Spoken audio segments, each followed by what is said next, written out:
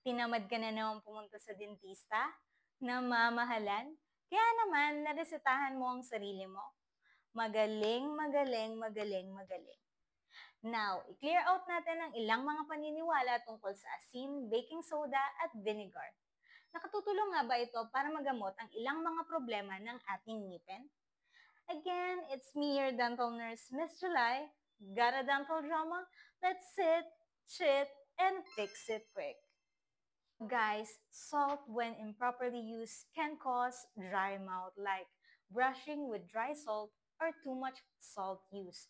But when it is used properly like warm salt water rinse, nakatutulong naman ito para magamot ang sore gums, mouth sores, and act as a sodium chloride solution, a home remedy na makatutulong sa ngipin na binunot.